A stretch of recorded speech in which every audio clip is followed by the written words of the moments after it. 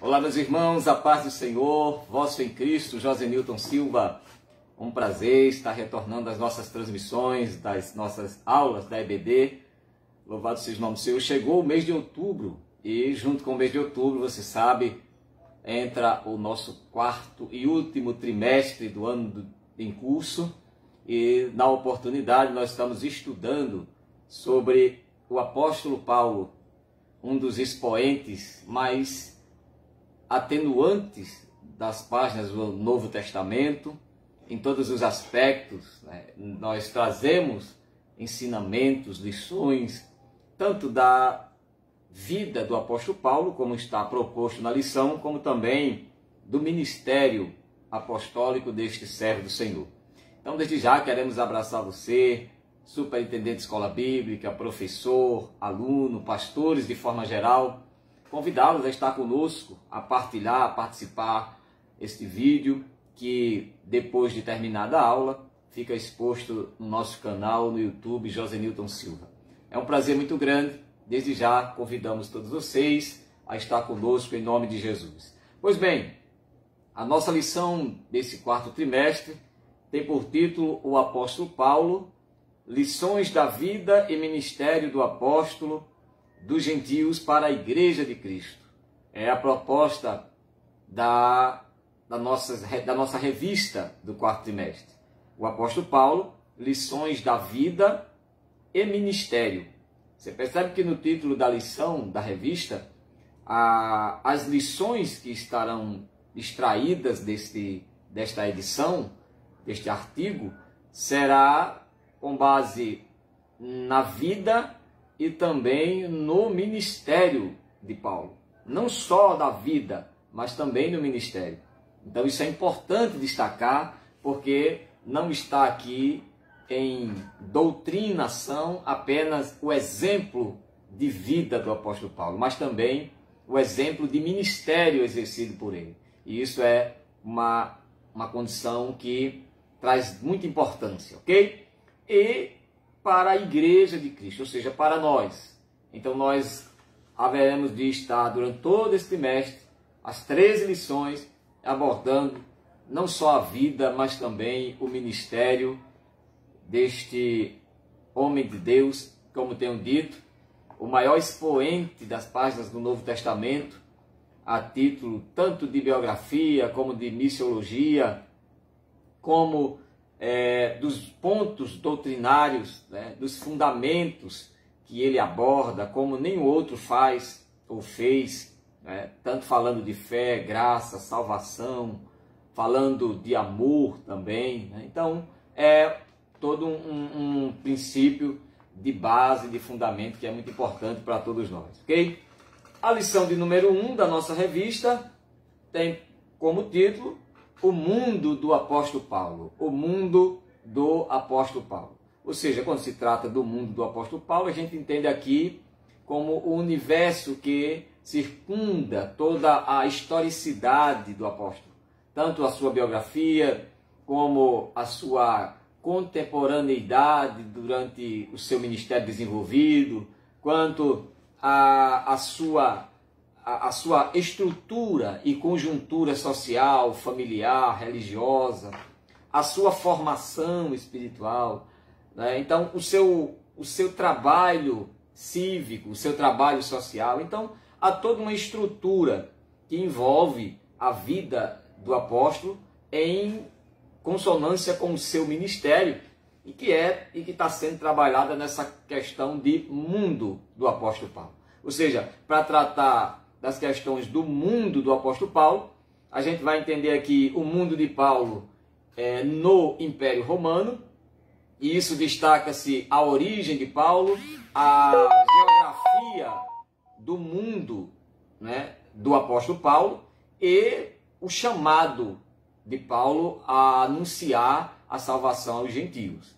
Então, se traz essa abordância, né, se tratando desse mundo de Paulo dentro desse contexto do Império Romano.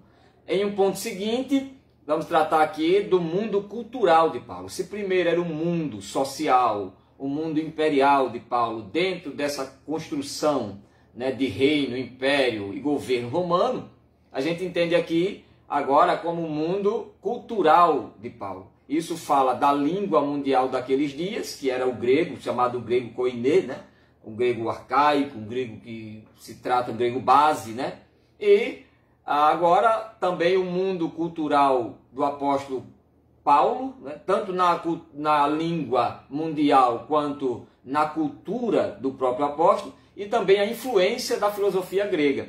Então a gente vai tentar ver isso aqui, né, dentro dessa lição, e que em terceiro fala do mundo religioso de Paulo. Primeiro mundo, o mundo império romano. Segundo, o mundo cultural. Terceiro, o mundo religioso do apóstolo. E aqui se destaca como ele se identificou como judeu. Paulo se identifica como judeu.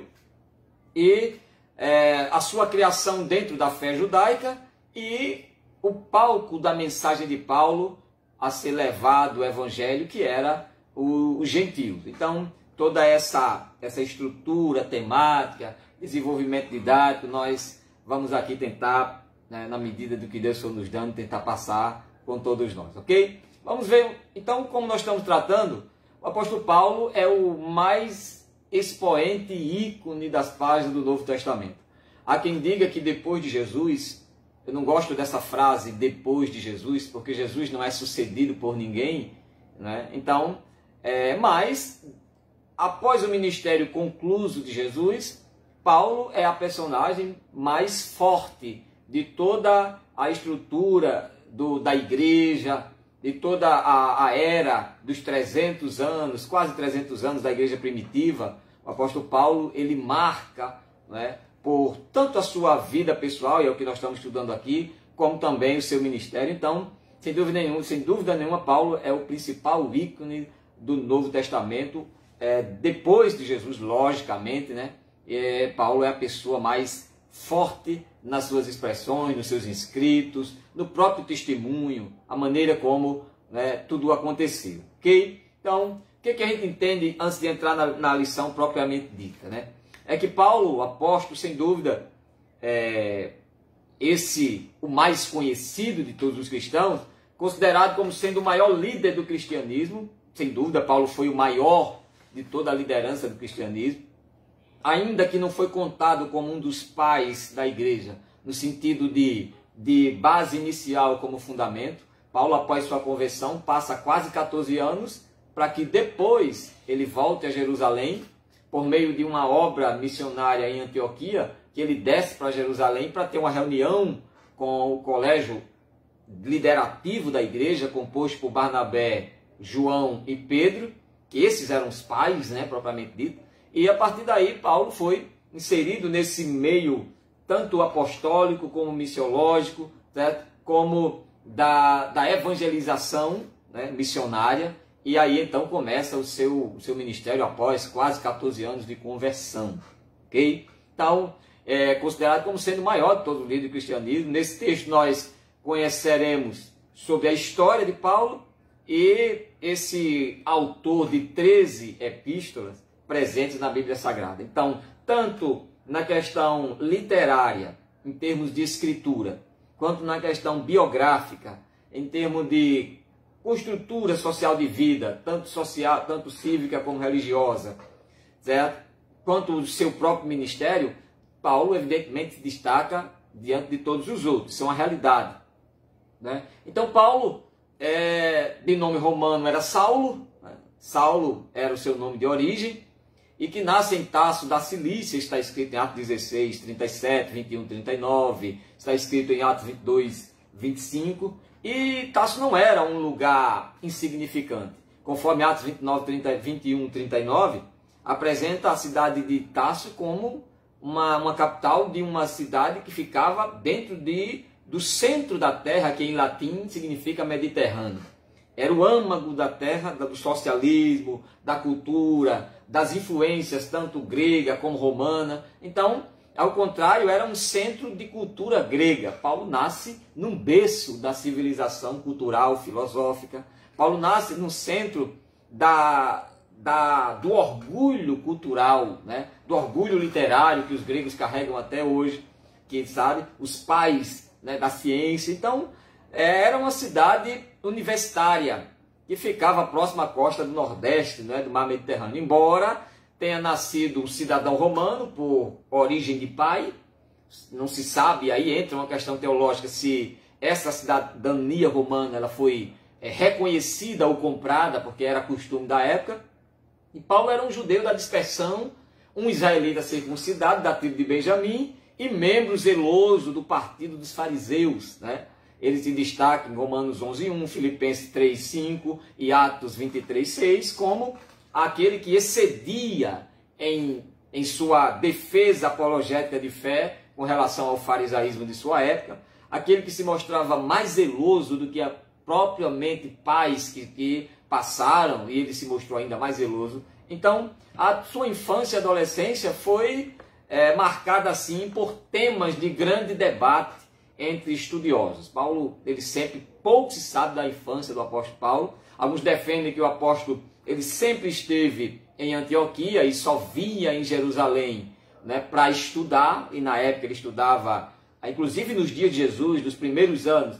Paulo estava nessa época, tá, com um pouco mais de 23 anos, estudando com Gamaliel. Então estava ali se aperfeiçoando na lei judaica e indo apenas durante a adolescência para Jerusalém. É isso que alguns defendem. Outros já defendem que Paulo ia para Jerusalém, foi para Jerusalém ainda muito pequeno.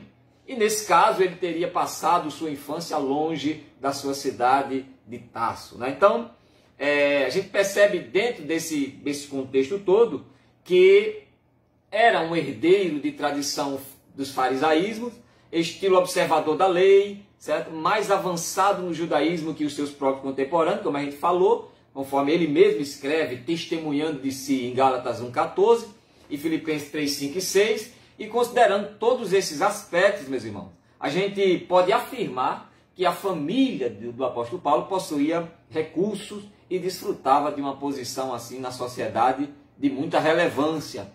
Era uma família, como nós estamos tratando aqui, que habitava no centro, no âmago da civilização terrena, que era a época o Mediterrâneo, que tinha as maiores influências, certo? Dominadoras, tanto a romana como a grega, tanto a cultura como o governo bélico, o governo de exército, o dom do domínio e da conservação, certo? Distrital, entendeu? Era dos romanos e o apóstolo Paulo possuía essa cidadania romana. Sobre isso, ele próprio afirma ser cidadão romano de nascimento, como está escrito em Atos 22:28, ok? Provavelmente essa declaração indica que a sua cidadania era herdada, né? O seu pai herdou isso, ok? Então, gente, a gente entende aqui um pouco desse pano de fundo do apóstolo Paulo, que no livro de Atos dos Apóstolos informa que quando Estevão foi apedrejado, suas vestes foram depositadas aos pés de Paulo, em Atos 7:58, e após esse episódio da morte de Estevão, Paulo, ele deposita, né, aos pés de Paulo aquelas vestes ali, jogam, e Paulo de Tarso assumiu uma posição muito importante na perseguição aos cristãos. Ele recebeu autoridade, você sabe, oficiais, para liderar perseguições, além disso, na qualidade de membro do concílio do Sinédrio, porque Paulo não era só alguém de destaque na sua vida social, na sua vida profissional.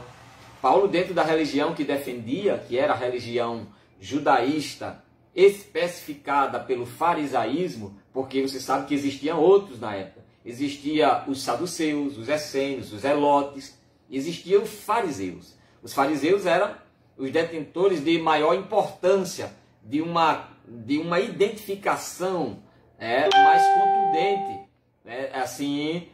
nos dias do próprio Jesus, que veio reprovando as práticas realizadas, mas não o conhecimento coerente, né?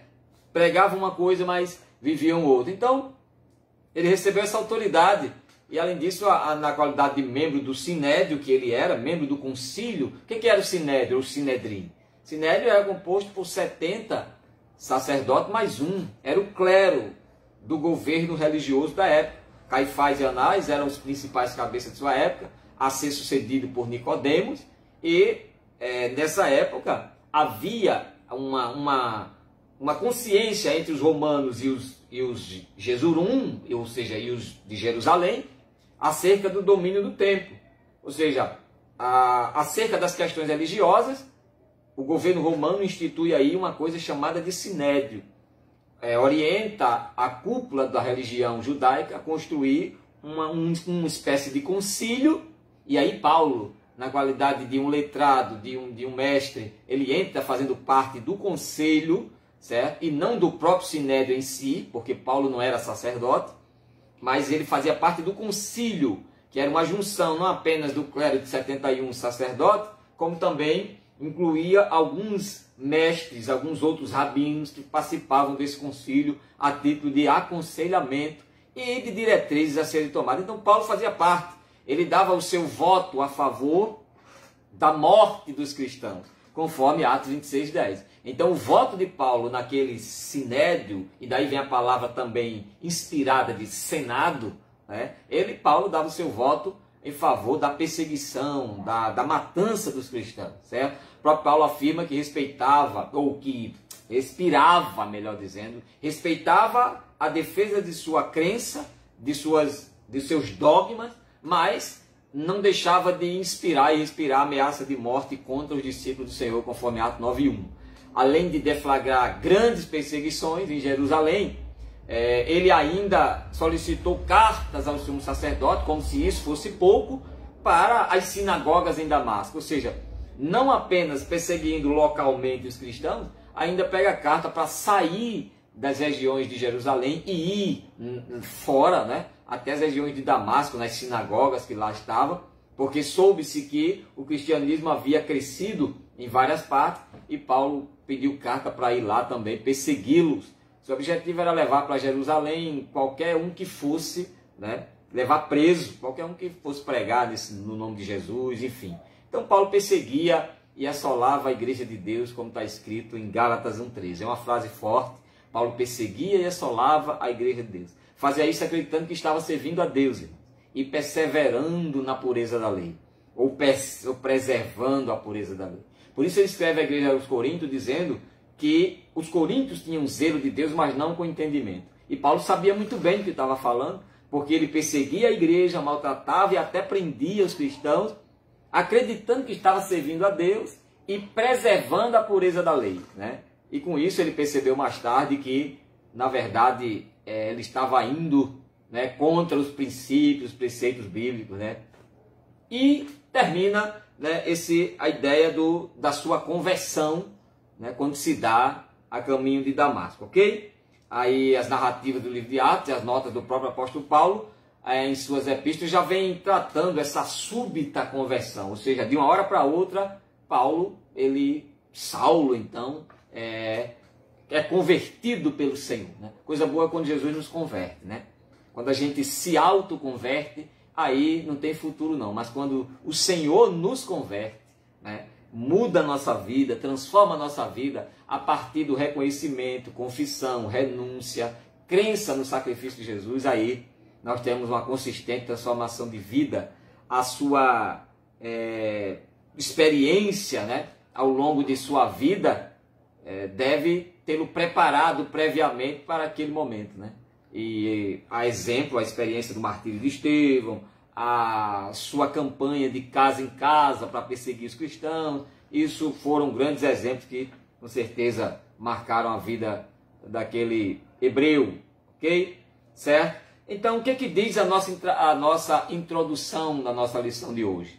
Certo? O assunto deste trimestre é a vida do apóstolo Paulo. Para compreender melhor, veremos como era o mundo do apóstolo, como ele atuava, né? Por isso, o texto áureo desta lição apresenta como Paulo foi vocacionado para levar o nome de Jesus dentre os gentios, né? Isso, o próprio Jesus, já quando orienta Ananias a ir até a casa de um certo homem cujo Paulo estava na casa dele, e lá o Senhor disse: eu vou mostrar para ele. Jesus dá 4 declarações acerca de Paulo nessa hora em que fala com Nicodemos. A primeira, o Senhor diz que orienta ele a entrar em certa casa de Simão o Curtidor, porque lá estava ele orando, e lá ele teve uma visão que chegava um homem. A segunda declaração é quando há um questionamento, ele diz, ele é para mim um vaso escolhido.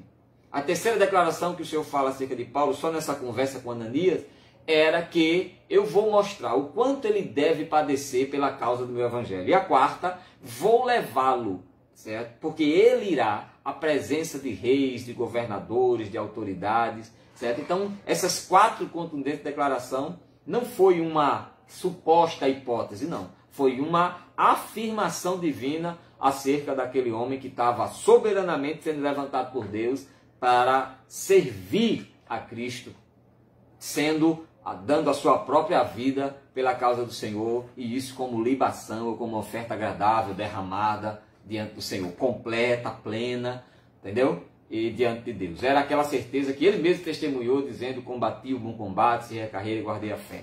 E desde já, o meu sangue, a minha vida, a minha alma está derramada como libação, oferta de libação. Era uma oferta completa, perfeita, chegou no tempo de findar. Então Paulo estava dizendo, olha, eu cumpri o que foi me ordenado, né? Louvado seja Deus. Então, em primeiro lugar, minha gente, o mundo de Paulo no Império Romano. O mundo de Paulo no Império Romano, tá? Então, por quê? A gente está falando de três mundos aqui, né? O Império Romano, a cultura grega e os princípios religiosos, os dogmas religiosos de Paulo. Isso envolve todo esse universo chamado aqui de mundo do apóstolo Paulo, ok? Mundo que circundava a sua vida. Há poucas informações acrescentadas acerca da vida cronológica, certo? Há poucas informações acerca da vida cronológica do apóstolo Paulo. O que a gente entende por cronologia? Crono de tempo, logia de ciência, de estudo. Então, estudo do tempo, né? Crono, tempo, aquilo que é medido, aquilo que é mensurado. No ano Domini, no ano primeiro do Domini, ou seja, ano Domini é uma expressão em latim que significa ano do Senhor. É o ano da existência de Cristo entre nós. Então, entre os homens. Então, nesse ano Domini, né? Em primeiro lugar, no ano 1, certo? Aí se dá o nascimento de Paulo. Então, isso significa que Paulo é contemporâneo de Jesus. Paulo, nos dias de Jesus, Paulo já existia. Certo? Então, não era uma coisa que ele veio nascer depois. Ele era nos dias de Jesus. Certo? No ano 29 do ano da existência de Cristo ainda, ele começa a perseguir os cristãos, começando por Jerusalém. Enfim, é aí que ele tem um encontro entre o ano 34 e 35, ainda nos dias de Jesus, nos anos, tá? No ano 34 e 35, porque Jesus morre, é crucificado com 33 anos e alguns meses. Então Paulo estava atuando nos dias que Jesus havia sido crucificado, certamente ovacionou aquele ato, né, porque ele era um dos que torcia, né, para aquelas práticas, né, do cristianismo parar, achando que Jesus era mais um dos revolucionários da época, da religião, enfim. E, seguindo nessa cronologia, a partir de sua conversão, do encontro com Cristo do caminho para Damasco, em Atos 9, de 1 a 8, Paulo, no ano 46 ao 48, agora depois de Cristo, tá? Depois do ano 34, 44, 10, né? 14 anos mais tarde, Paulo, então, ano 45, Paulo vai a Jerusalém e fica ali, né, 15 dias até, né, a igreja resolucionar aquela situação daquele homem que agora convertido, né? Então ele vai a Jerusalém e fica lá durante 15 dias. Isso no ano 46 a 48, certo? Agora depois de Cristo, né? Ele é separado pelo Espírito Santo em sua primeira viagem, em Atos 3, do 1 ao 3, e ali vai começando a se formar a trajetória missiológica, missionária do apóstolo Paulo. Entre os anos 46 e 48 começa as suas expedições. No ano 49 depois de Cristo ainda, né, depois de Cristo, né, agora todo o processo, há aquela reunião em Jerusalém, Atos 15, do 1 ao 20, né, para tratar de algumas situações que envolvia até os destinos da igreja, e entre 49 e 52, Paulo realiza a sua segunda viagem. Depois de uma primeira viagem bem sucedida, de uma primeira viagem assim, que convenceu dentro de um mundo, né, de obra, de ministério, que realmente era um homem de Deus, Paulo realiza sua segunda viagem e a terceira viagem nessa cronologia entre os anos 52 e 56. Paulo ele realiza a terceira viagem, isso está lá em Atos capítulo 18, verso 23, né, Atos 20, verso 38, e embrenha na sua terceira viagem missionária. Entre os anos 56 e 57, entra Paulo como o preso, né? Paulo é preso aí, dentro dessa cronologia, certo? É preso em Jerusalém, um dos seus cárceres, e entre 58 e 60, ele é aprisionado em Roma. A primeira prisão domiciliar e a segunda prisão, cárcere romano, e é aí que se dá, no ano 64 para 65, a sua morte na cidade romana, onde muitas vezes ele serviu, onde a quem muitas vezes ele prestou serviço, defendeu entre alguns princípios até questões negociadas entre religião e Estado, e agora é executado, conforme 2 Timóteo 4:6 ao 8, na cidade do Coliseu. Ok? Então essa é dentro dessa proposta de cronologia, né, do apóstolo Paulo dentro do seu mundo, né, dentro dessa cronologia de Paulo. Com sua data de nascimento, formação cultural e religiosa, geograficamente, Paulo, de nome romano, era natural de Tarso, capital da Cilícia, como a gente falou, e dentro disso aí, sobre seu nascimento, não temos uma data precisa, ok? Segundo o autor coloca aqui, talvez tenha ocorrido no ano 5 antes de Cristo. Se era no ano 5 antes de Cristo, Cristo nasce aí no ano 4, ano 3, ano 4, então Paulo era um pouquinho mais velho do que Jesus. Então, quando Jesus nasceu, Paulo já tinha nascido. Então, isso dentro de uma ideia teológica de cronologia, né? Então, dessa forma, quando o nosso Senhor Jesus foi crucificado, Paulo poderia ter entre 30 e 35 anos de idade, né? Então, daí você tira, né, como Paulo já atuava, né, no seu mundo romano, grego e religioso. Eram os três universos que circuncidava a mente filosófica, né, cultural, social do apóstolo Paulo e religiosa também. Okay? A geografia do mundo de Paulo. Geograficamente, o mundo gentílico estava sob o domínio do Império Romano. Naqueles dias entre o ano 33 e 35 depois de Cristo, ou seja, após a morte de Cristo, o imperador era Tibério. A dimensão geográfica do Império Romano permitia excelente possibilidade de viagens missionárias. Então, essa posição geográfica do Império Romano, certo, em relação à própria Jerusalém, certo, isso permitia que esse império ele exercesse domínio, governo, instalando pontos jurisdicionais, instalando pontos jurídicos, distritais, de governo. É tanto que escraviza Jerusalém como uma das suas sedes, né, do Oriente Médio, em que se instala ali, né, um dos seus principais polos de governo e de arrecadação de impostos e uma série de situações, e soube trabalhar muito bem isso quando manipulou a religião judaica. É aí que está o grande eixo do sucesso do imperador César, e, enfim, né, dos que passaram, é que eles souberam negociar com a religião. E é um perigo que nós enfrentamos hoje. É que se o Estado conseguir se acomunar com a religião, como está querendo, a ponto de controlar os ideais, os adornos que envolvem a fé cristã, isso vai terminar sendo submetido a cobranças, a mudanças em leis, e a igreja ficando na mão do Estado, como Jerusalém ficou. Certo? Então, segundo informes da história, a malha viária abrangia todo 300 mil quilômetros, sendo que 90 mil quilômetros apresentavam condições excelentes para viajar.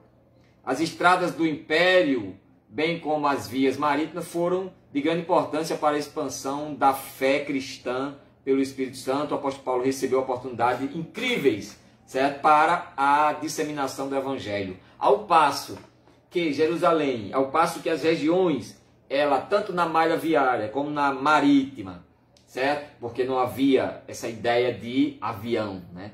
Então, tanto na questão de cavalos e carroças, quanto na questão de navios, embarcações, era muito propícia para o deslocamento, para os acessos. E isso foi muito bem utilizado pela igreja no início da sua trajetória. Ao expandir para a Europa, ao expandir para outros países, como o próprio Paulo mesmo, para a Espanha, para a Itália mesmo, entendeu? Como para a Grécia. Então, foram esses polos da civilização que tinha essa extrema possibilidade de acesso. Então, as estradas do Império, bem como as vias marítimas, foram de grande importância para a expansão da fé cristã. Ao passo que eles construíram isso para eles irem, Deus usou isso para a igreja ir, né? Para a igreja sair também, ok? Então, ele usou todos os meios possíveis de transporte da época, inclusive navios, né, como nós falamos aqui agora. Assim, a geografia do mundo paulino tem papel essencial para a plantação das primeiras igrejas, tá? Por isso, devemos pensar nas oportunidades que Deus nos dá para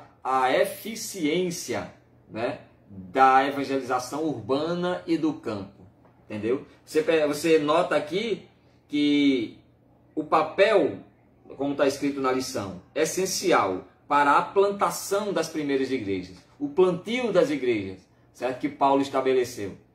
Ele soube muito bem utilizar isso, lógico, toda a cabeça pensante da igreja, a liderança, soube muito bem utilizar isso e com sucesso conseguiu, né, ter êxito em plantar igrejas, né? Como plantou várias igrejas, até por questões de rápida visita, como foi implantada a igreja de Corinto, como foi implantada a igreja em Éfeso.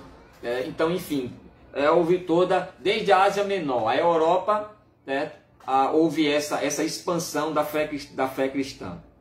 Isso para falar da geografia do mundo de Paulo, né? Por onde ele andava, como ele utilizou desse espaço geográfico que é essencial para alcançar as almas, ter um mapeamento, um planejamento. A obra missionária não é feita irresponsavelmente.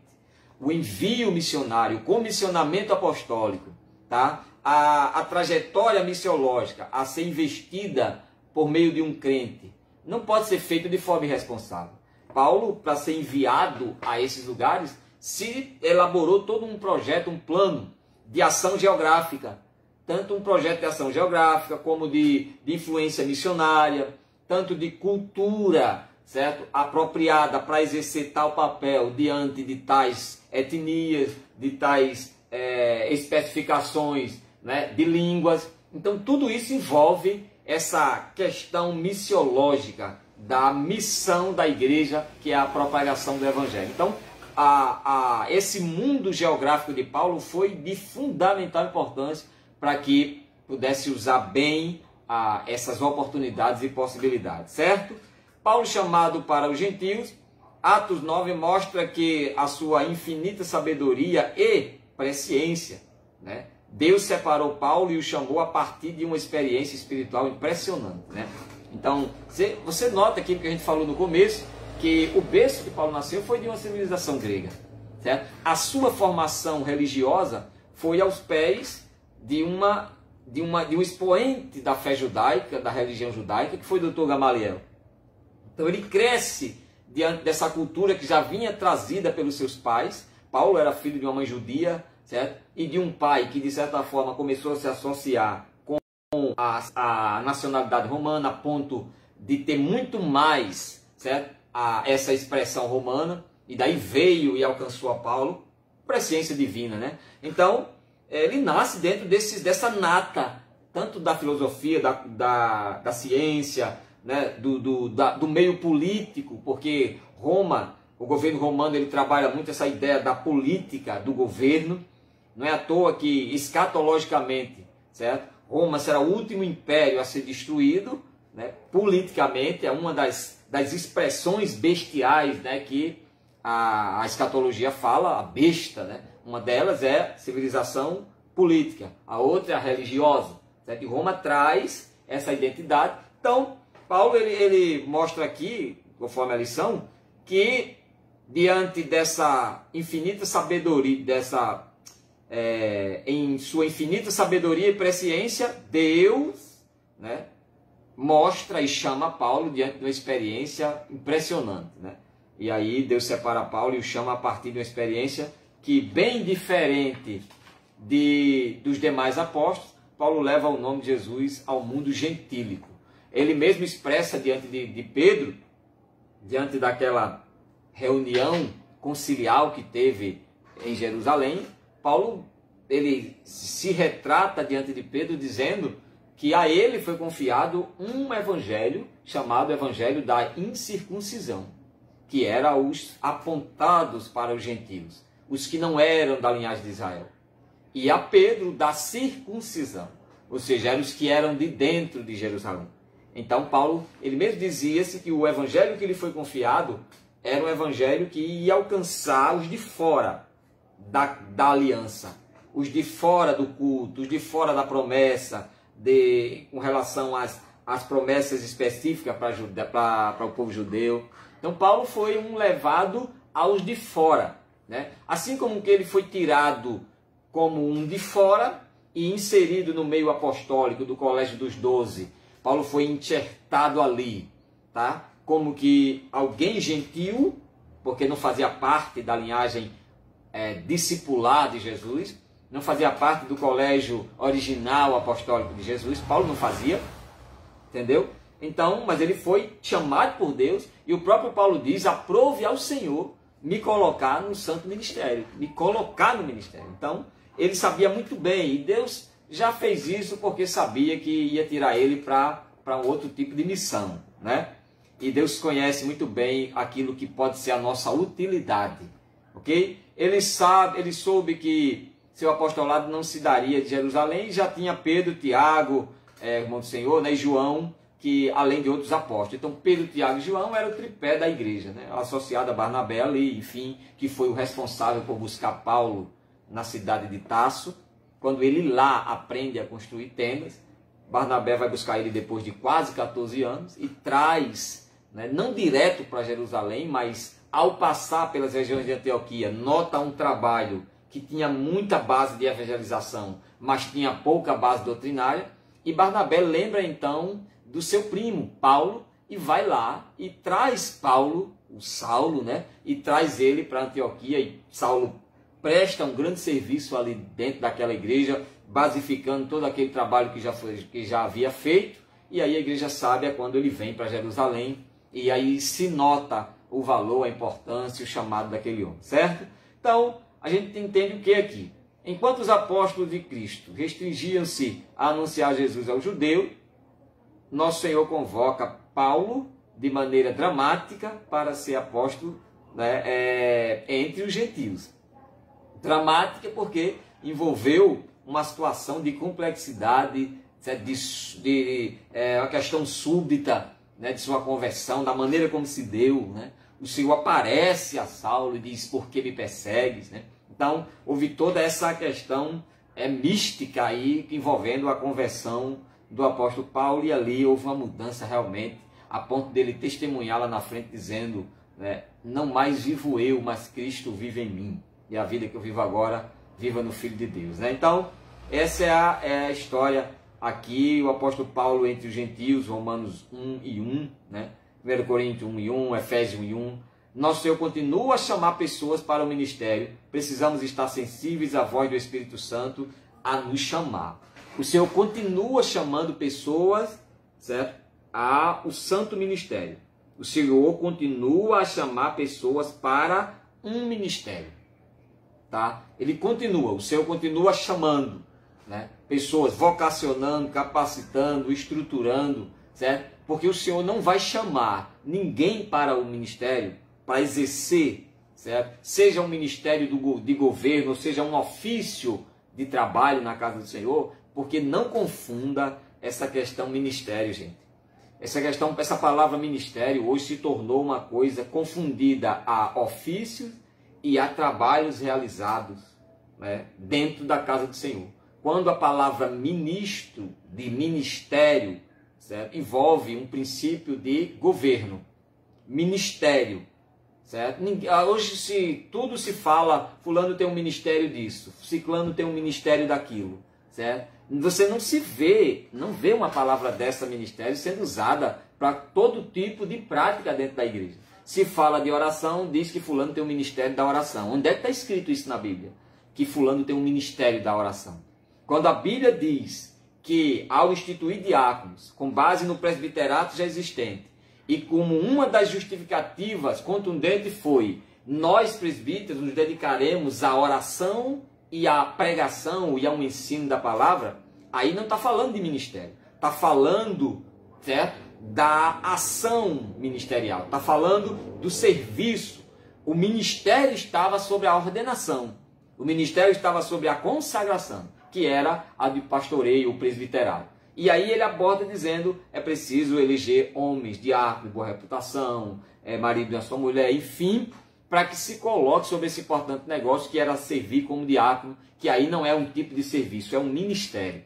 Então, o governo chamado ministério é uma coisa, e os serviços, os ofícios desenvolvidos na casa do Senhor, na obra do Senhor, é outra coisa, certo? Então, quem exerce o ministério é porque está posto como ministro, certo? Então, isso é uma prática que não é difícil de entender, certo?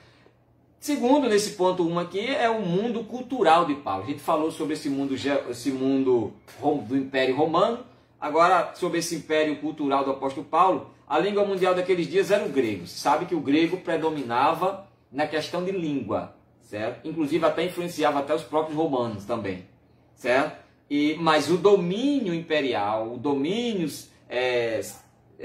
das jurisdições, aí não era da Grécia, aí era o romano. É por isso que a Grécia se orgulha tanto de ser uma língua tipo materna, né? De ser uma língua tipo original, né? Primordial, né? Porque era o berço daquele tempo. Então, para o povo judeu, o hebraico e o aramaico eram línguas nativas, ou seja, línguas nacionais de uma atividade, certo? Oriunda da genealogia. Era uma língua nativa, o hebraico e o aramaico. O hebraico e o aramaico é tipo português de Portugal e o português do Brasil, tá? Então a língua de Jesus, falada oficialmente, era o aramaico, né? Não era nem o hebraico, era o aramaico. Então, entretanto, apesar da Palestina e todos os demais países do Oriente Médio, certo? Estarem sob a autoridade do Império Romano, prevaleceu a língua do grego koiné, né? Prevaleceu ainda, possibilitada pela infraestrutura da comunicação do Império. Por quê? Porque a Grécia, em relação ao acesso a Jerusalém, ao Oriente Médio, enfim, não tinha a mesma facilidade que tinha a Europa, ou no caso, a Itália, né? Roma, né? Roma tinha, então foi fácil colonizar. Foi mais vamos dizer assim, acessível, não apenas colonizar em termos de língua, como também, vamos dizer aqui, dominar em termos de patriotismo. Tornou-se uma pátria romana Jerusalém. Nos dias de Jesus estava assim. E já o grego, como entrou em Roma nesse período, né, de influência, aí a língua da comunicação era, certo, dessa natureza grega, né? Então, essa infraestrutura de comunicação do Império. O koiné era uma língua popular, muito difundida na época. O Novo Testamento foi escrito no grego koiné, né? É isso que a gente acabou de explicar aqui, dessa expressão do grego antigo, né? Certo? Então, a gente vê, o apóstolo Paulo falava e escrevia fluentemente tanto o grego como o hebraico e o aramaico. Então, isso aí você percebe como o nível de cultura linguística, filosófica, né?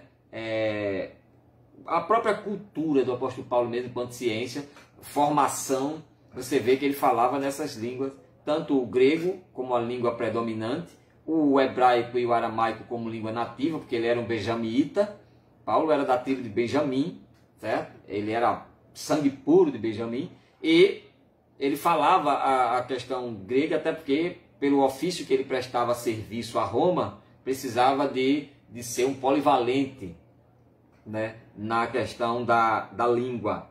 Paulo teve uma formação básica em Tarso e posteriormente foi levado por seu pai, que era judeu e pertencia ao grupo dos fariseus em Jerusalém. Certo? Então Paulo, como eu te falei no início, Paulo era filho de uma família nativa hebraica, de judeus, só que o pai era muito levado pela cultura romana, era muito adepto a isso aí, certo? E levado por seu pai, ele, que era um dos que pertencia ao farisaísmo da época, ao grupo dos fariseus, enfim. Certo? E como os fariseus tinham uma certa ligação com Roma, então estava tudo ali, né, nesse cenário, certo? Então, em Jerusalém, ele era levado, pertencia a um grupo de fariseus em Jerusalém para aprender e conhecer em profundidade a Torá aos pés do Rabino Gamaliel. Aqui é possível refletir acerca do uso das principais línguas do mundo, né? O inglês, francês, espanhol, mandarim, para a obra da evangelização. Né? Aqui é possível refletir acerca do uso das principais línguas do mundo. Se as principais línguas do mundo, naquela época, hebraico, aramaico e grego, foi usado para a evangelização, para a expansão da evangelização no mundo, hoje, o que traz isso como apontamento para nós? As principais línguas do mundo, certo? O inglês, o francês, certo? E o espanhol, e aí o mandarim, que é um dialeto aperfeiçoado. Isso aqui é onde é as fontes linguísticas de alcance, né, da mensagem do Evangelho. Por isso que é importante, né, o desejo missionológico. Eu quero ser um missionário, então, de buscar de Deus essa possibilidade, né, de aprender, né, uma língua diferente. Quem sabe eu estou falando aqui para alguém que será enviado a uma missão internacional. Não confunda a missão internacional com missão transcultural. Toda missão transcultural, certo? Toda missão internacional é uma missão transcultural. Mas nem toda missão transcultural é uma missão internacional. Se você vai para uma cultura indígena, você está fazendo missões transcultural. É uma mudança de cultura. Não necessariamente tem que sair do país. Aí seria uma missão internacional e, obviamente, trazendo a cultura modificada. Mas, dentro do nosso país, você realiza missões transculturais. É uma miscigenação de cultura que o nosso país tem. Ok? Certo? Gente, o mundo cultural que nós estamos vendo do apóstolo Paulo, o Império Romano respeitava a diversidade religiosa, desde que se respeitassem os deuses do Império. Era esse acordo. A gente respeita as atividades de vocês, a diversidade, né, que existia, desde que eles respeitassem a influência, certo, da sua crença, né, que envolvia o próprio Império, os deuses do Império. Em Roma havia cultos a entidades gregas como Eleusis, Dionísio, Artis, que se integravam com divindades egípcias como Osíris, Ísis, Serapis, enfim. Você pega aí os deuses que tinham influência sobre a cultura romana, que eram deuses gregos. E esses gregos tinham associações com divindades egípcias. Olhe como Roma estava, assim, olha como o demônio influenciava essa nação romana, esse império. Os gregos trouxeram seus deuses lá para dentro. Roma já tinha uma fé manipulada, uma religiosidade manipulada pelos deuses gregos, que por sua vez já tinham influências com os deuses egípcios. E aí, né, que eram os dois impérios da época, que era o Egito e Roma, né, e o grego na condição de influência científica, linguística, enfim, certo? É tanto que na placa que colocaram sobre Jesus estava escrito lá em latim, em grego e em romano, letras romanas. Quem passava lá via o motivo da crucificação e estava lá escrito Rei dos Judeus. Era esse o motivo pelo qual Jesus estava sendo crucificado por se chamar rei dos judeus. Okay? A influência da filosofia grega. Nesse mundo religioso havia uma influência filosófica grega. Essencialmente o Império Romano era politeísta e Paulo referiu-se a isso. No Império Romano existia vários deuses, era politeísta. A gente viu agora aqui, era egípcios, era deuses gregos, certo? E os líderes da igreja da época tiveram de refutar com muita veemência, autoridade, certo? Muito conhecimento, as teorias do gnosticismo, tá? Cujos adeptos queriam misturá-las com a doutrina pura de Cristo. O gnóstico era aquele que tinha as suas crenças baseadas nos seus ideais e, ao mesmo tempo, eles ignoravam, certo? Com muita veemência, aquilo que poderia ser qualquer tipo de refutância ou refutamento ou ideia contrária, certo? Então, essa ideia de gnosticismo, né, que predominou muito e tem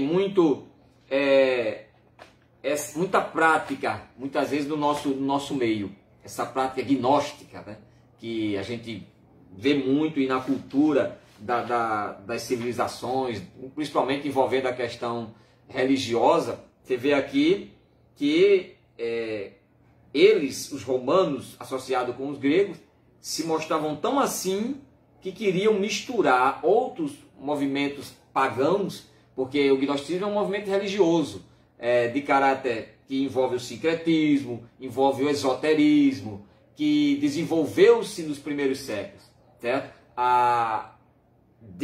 Trazendo uma imagem do cristianismo institucionalizado.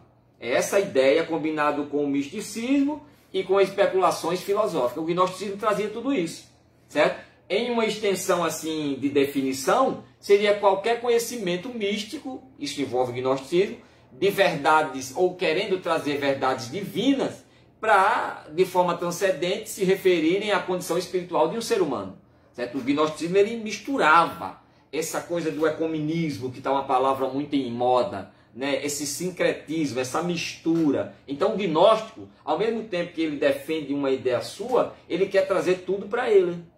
Mas a dele prevalece, certo? Então é uma ideia muito centralizada disso tudo. Okay? Então, em terceiro lugar, a gente vê aqui o mundo religioso de Paulo. Paulo se identifica como judeu, certo? Paulo nunca negou a sua nacionalidade, a sua natividade. Paulo nunca negou a sua identidade natalícia. Em Atos 22:3, Paulo declara em sua defesa em Jerusalém, diante dos judeus, que se opunha à sua mensagem. Os próprios irmãos perseguiam Paulo, tá?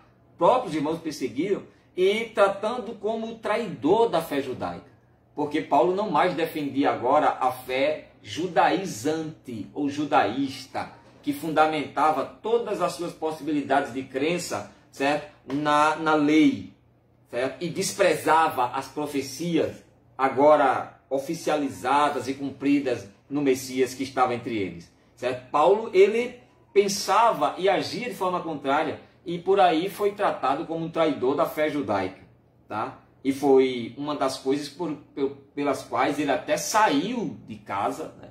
Porque ao ele se converter, volta para casa, quase 14 anos lá na sua terra, sai, e aí então que ele coloca em prática o que aprendeu com seu pai, que era fabricar tendas, e passa a ser um construtor, um fabricante de tendas. Então, ele disse: eu sou judeu, nascido em Tarso da Cilícia. Ele falava hebraico para aquela plateia, e quando todos esperavam que ele ia falar em grego, Paulo abre a boca, e o apóstolo tinha sangue de pai judeu, e o seu pai era fariseu zeloso, influente na sinagoga de Tarso, em Tarso, e criou, né, para ser um fariseu tanto quanto ele mesmo. Então Paulo foi criado para ser formado um fariseu. E de fato, se formou um fariseu. Paulo, ele, na sua construção, né, religiosa, espiritual, por que não? Paulo se formou um modelo de zelo, de tradição e de herança. Eu vou repetir, Paulo transformou-se em um modelo de zelo pela doutrinação farisaica, de um modelo de tradição, porque excedia os tradicionais até que passaram, certo? Já por conta do zelo, e de herança, porque herda isso de um grande certo? Institucionalista do meio fariseu, que era o seu próprio pai, que fazia parte influentemente até pela cultura posicional que exercia, pela construção social que tinha de uma família abastada, e prezava-se muito por isso. Paulo herdou tudo isso. Então, em zelo, tradição e herança, Paulo pintava e bordava diante de todo mundo. Então, era, de fato, um modelo disso tudo. Então, Paulo foi criado dentro da fé judaica. A circuncisão, que era o modelo de separação sob, certo, os processos de purificação do judeu, dos hebreus.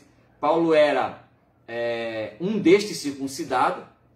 Tá? Circuncidado a circuncisão foi uma lei obedecida pelos pais de Paulo, até porque, pelo processo do farisaísmo, não podia desobedecer a lei da circuncisão. Então, circuncidaram o 8º dia, ele mesmo disse, circuncidado ao 8º dia, uma vez que os judeus valorizavam muito a genealogia, Paulo se declarou da tribo de Benjamim. Por isso que Paulo foi buscar as raízes, porque o judeu é muito genealógico, né? O judeu é muito tradicional na sentido de genealogia. Veio de quem? Nasceu de onde? Não foi por isso que questionaram Jesus? Porque nunca houve um profeta saído das regiões de Nazaré. E aí não foi aí que Nataniel, junto com Filipe, naquele diálogo, há uma pergunta entre eles dizendo: pode sair alguma coisa boa de Nazaré? Porque não tinha esse histórico de havia profeta saído de lá, né? E aí Filipe dizia: vem e veja. Então, Paulo aborda isso porque o judeu era fanático por isso, né, pela genealogia, e Paulo diz: olha, eu sou da tribo de Benjamim. Né? Se vocês querem relevar isso, além de eu ser judeu, eu sou um judeu da tribo de Benjamim. Certo? Então, isso era muito respeitado. E ele diz, diante disso, que prezava pela genealogia, se declarou da tribo de Benjamim, dentro da fé judaica. Paulo se tornou um defensor ardoso, né, ou ardoroso da Torá, que eram os livros principiantes da lei. Obedecia a todas as regras e leis requeridas, especialmente pelos fariseus. Ele era irrepreensível segundo a lei. Não existia lei no meio fariseu que repreendesse Paulo. Não havia. Ele era dentro da lei, questionável. E, como ele era um religioso extremamente zeloso, certo? No sentido de cumprir piamente a lei de Moisés. Então, procurava-se um erro na lei de Moisés sobre a vida de Paulo e não ia encontrar. Né? Era irrepreensível. Então, deu-se esse testemunho que havia sido instruído, né, no conhecimento da Torá, desde a meninice aos pés do rabino Gamaliel, e conhecia tudo, né, de ritos, de leis, de regras que regiam o santuário de Israel. Ok? O mundo, palco da mensagem de Paulo ao povo gentil, o mundo missionário do apóstolo Paulo, certo? Dos apóstolos de Jesus, melhor dizendo, restringia-se numa visão inicialmente limitada apenas ao judeu. Pedro questionou isso.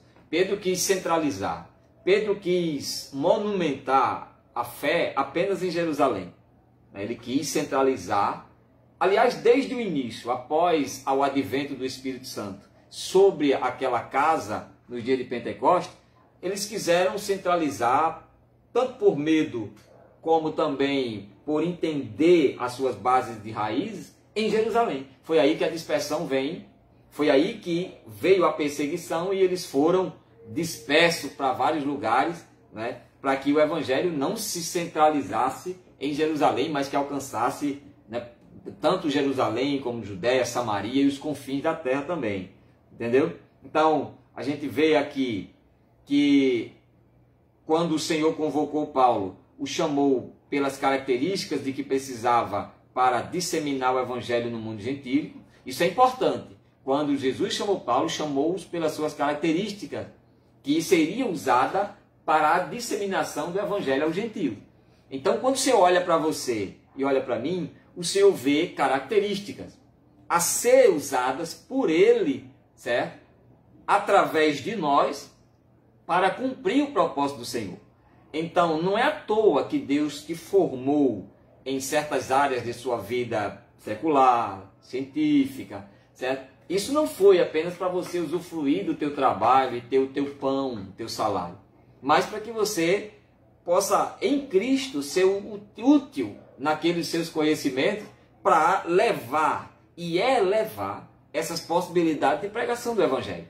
Tá? Então isso é muito importante, essa frase aqui, que quando o Senhor convocou Paulo, chamou pelas características de que o Senhor precisava para disseminar o Evangelho no mundo gentil. E Paulo tinha todas essas características para chegar até lá. Pedro não tinha.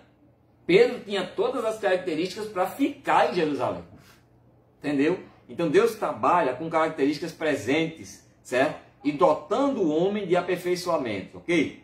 As culturas romana, grega e grega que Paulo adquiriu davam-lhe condições de peregrinar pelo mundo gentílico. Era diferente de Pedro, né?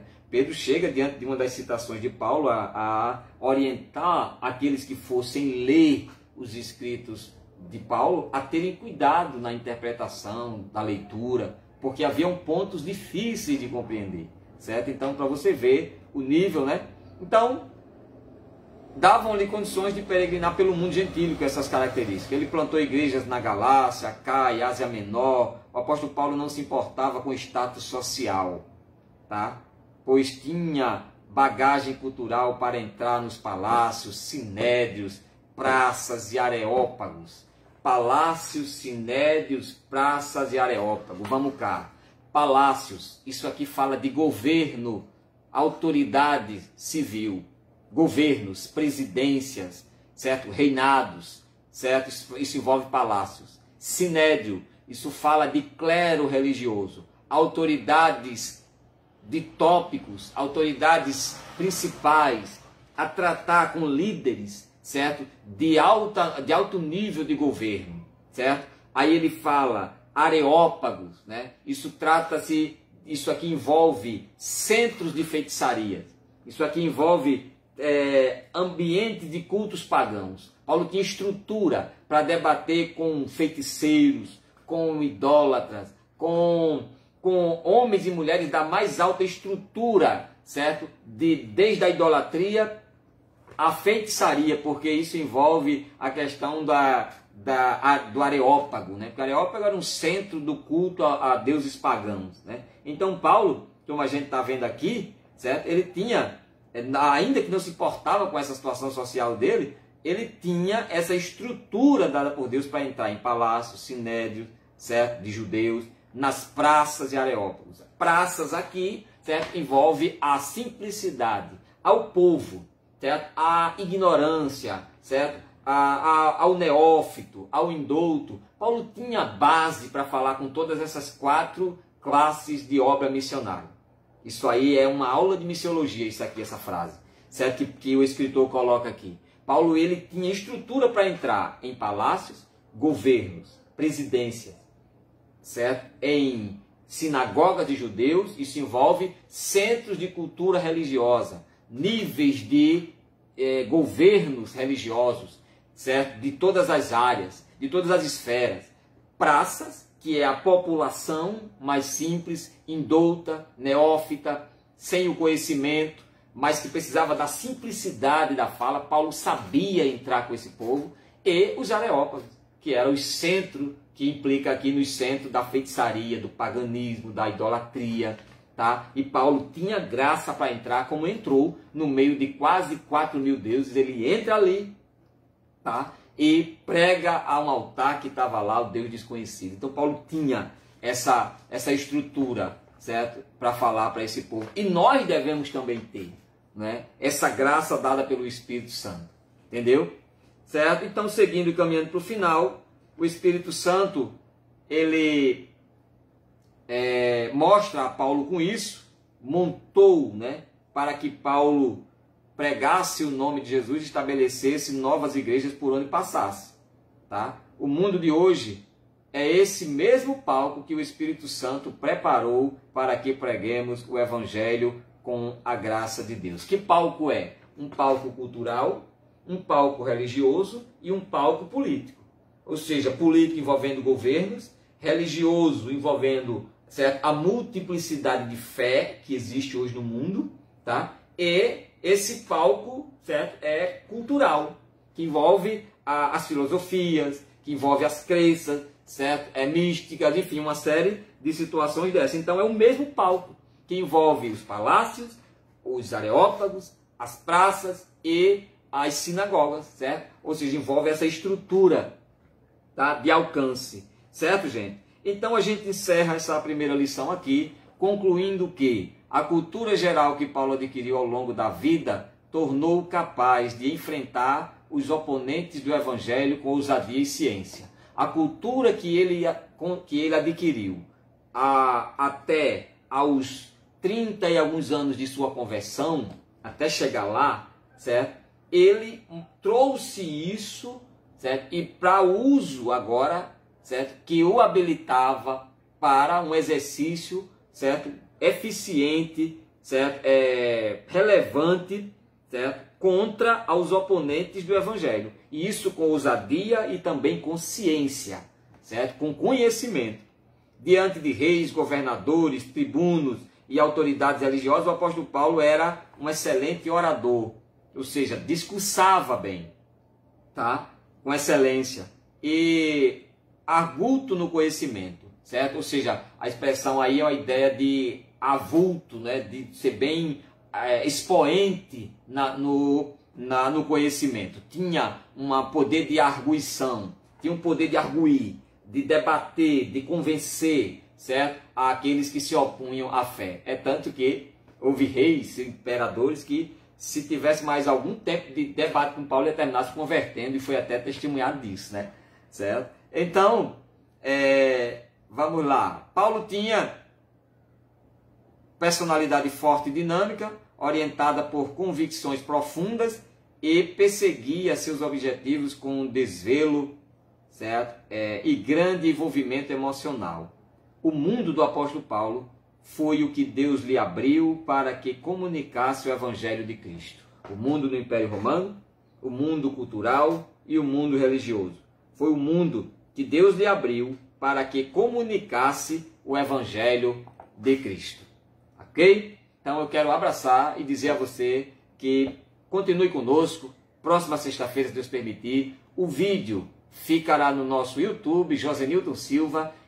Inscreva-se se ainda não foi inscrito, deixe o seu like ou o seu dislike, porque é muito importante para que o nosso vídeo continue lá em mídia ativa, tá certo? Vai continuar no YouTube, o vídeo lá.